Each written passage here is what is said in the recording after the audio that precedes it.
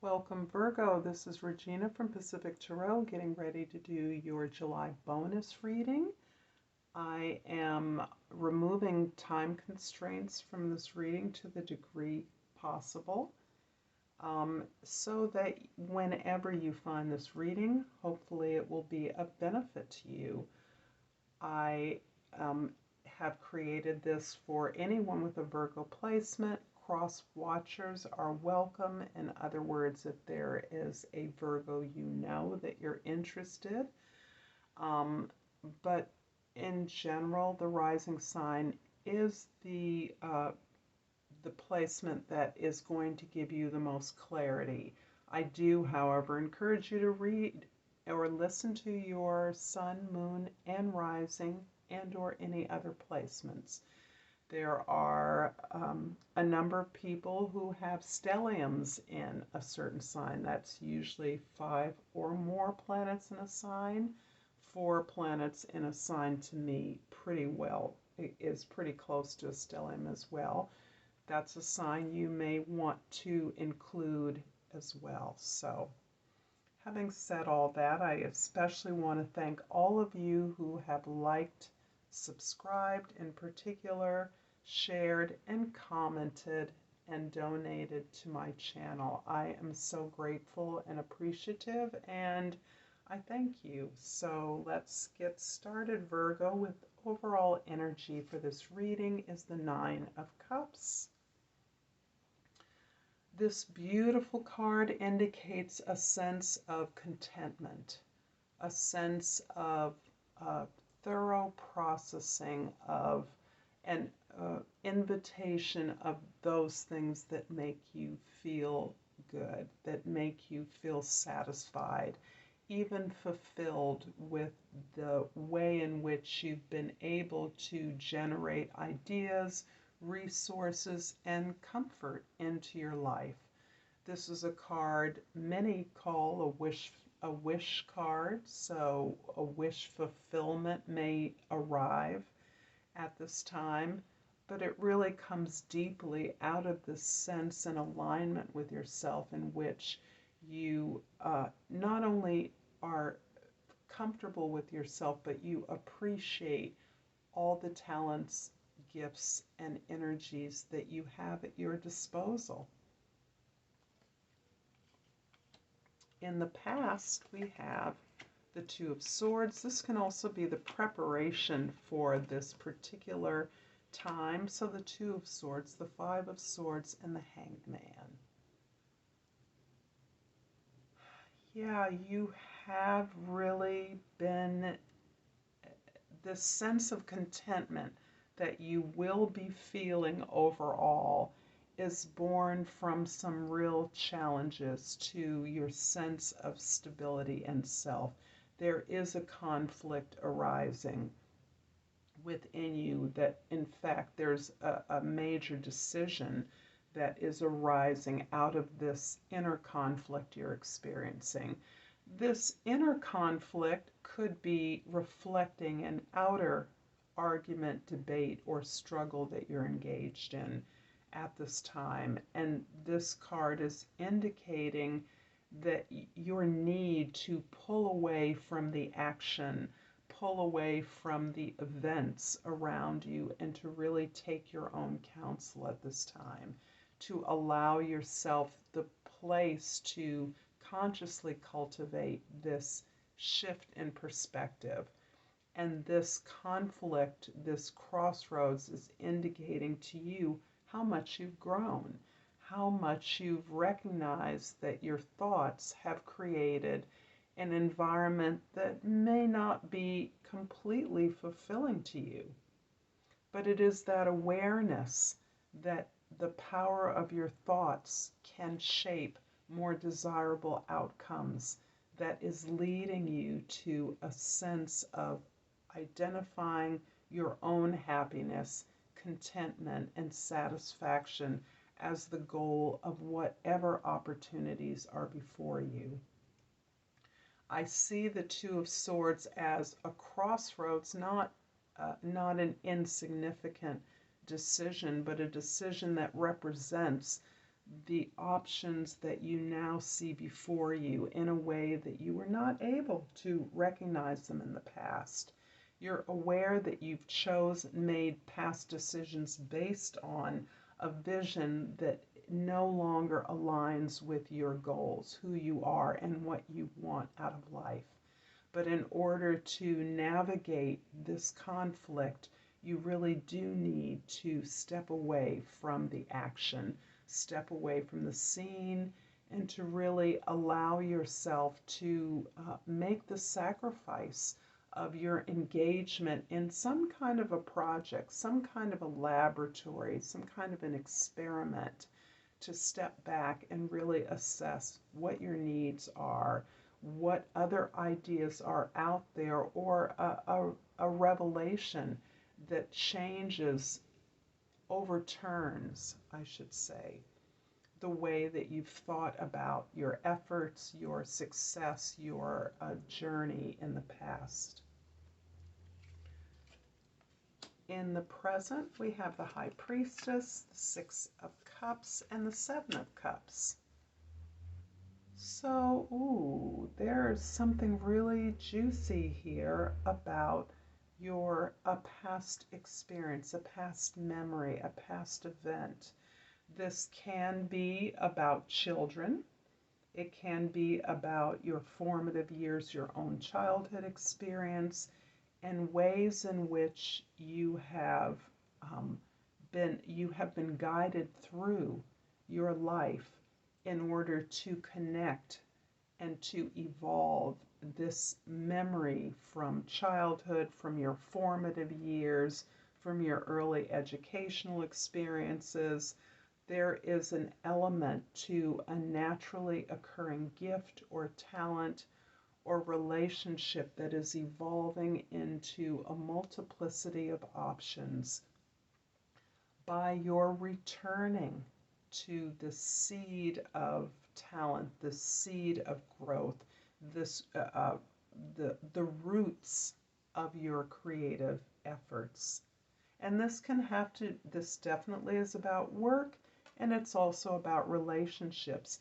This is your understanding the ways in which you can equalize and harmonize your needs with the needs of others.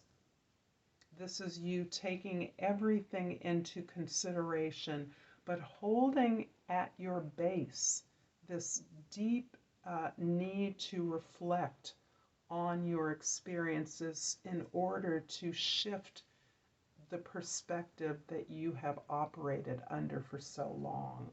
You're really able to delve back into your memory to reflect upon your actions, your experiences, your history in particular, your ancestry, to make those connections with those who know you, with those whose inheritance you participate in, so that you are able to make way for more receiving as opposed to your naturally occurring caretaking skills and abilities that others continue to depend on and will continue to depend on as long as you prioritize the needs of others over yourself.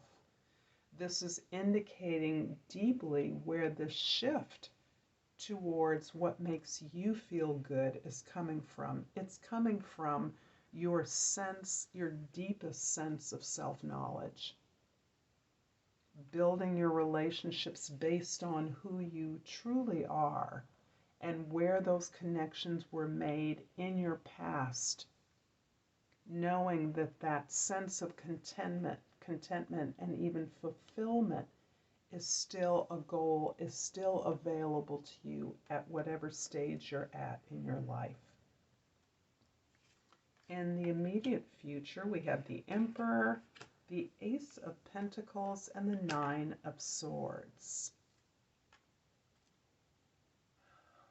You're doing a lot of hard work.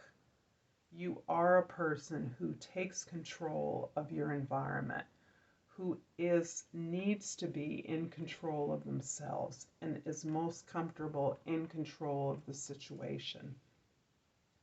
You have reached a point of authority. You internalize an external authority that you may even represent as part of the organization or institution you work for.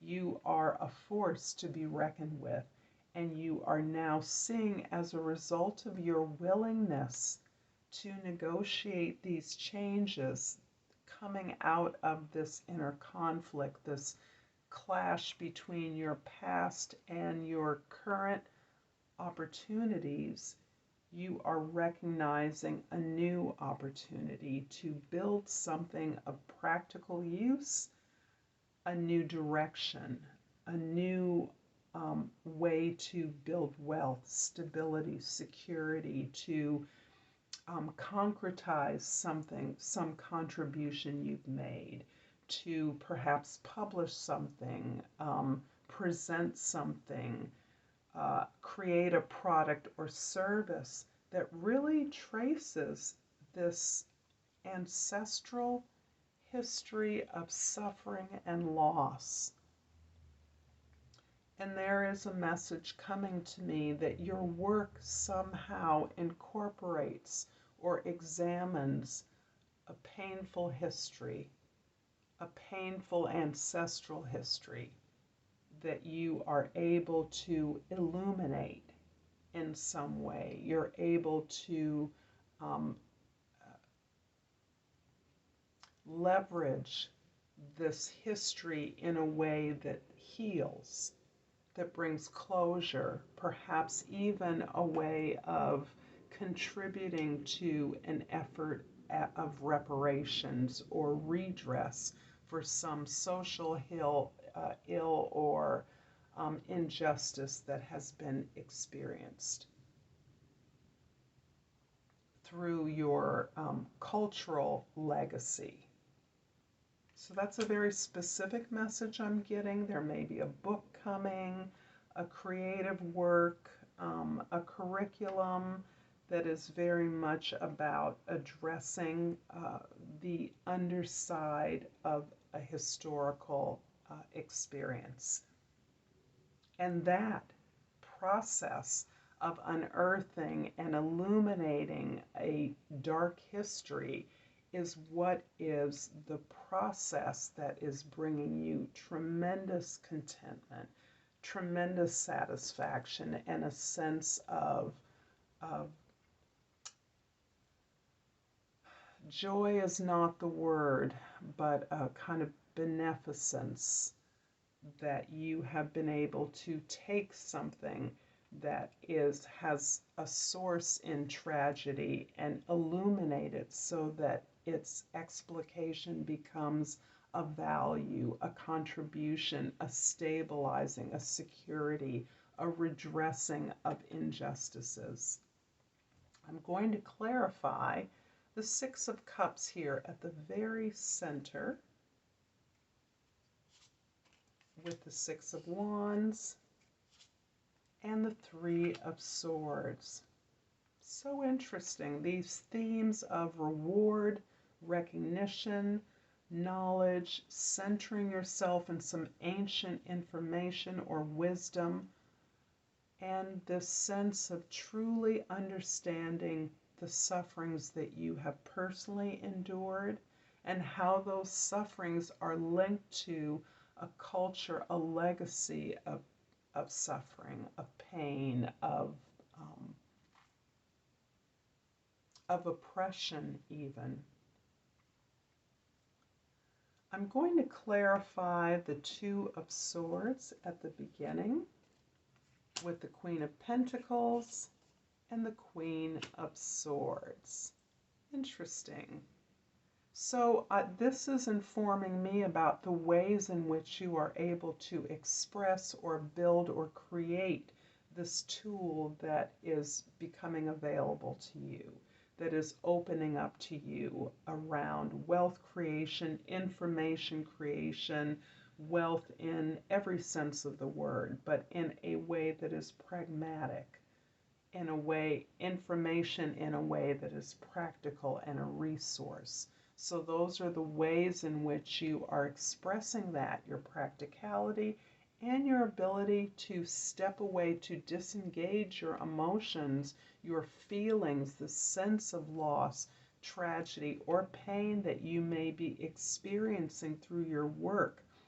You're able to master those feelings or mistress those feelings so that you're detached from them, and you can thus not be occluded from the witnessing that you are tasked to perform. The witnessing is essential as you document this, as you record this, as you create your service or product on the basis of this. I'm going to finish off this reading, Virgo, with a botanical inspiration. And I pulled the Gloxinia. And the words are love at first sight and proud spirit. Shakespeare said, "When I saw you, I fell in love, and you smiled because you knew." I love this particular quote, and for me, this very much is linking up with this high priestess energy for you, Virgo. The way in which you know your path, you know your purpose, and you have an opportunity at this moment, in these moments, to build and serve this history, this knowledge in a new way, in complete alignment with who you are and the love of the devotion and love of your work, your labors. I'm going to leave it there, Virgo. I'm going to thank you for your time and attention. Until next time, namaste.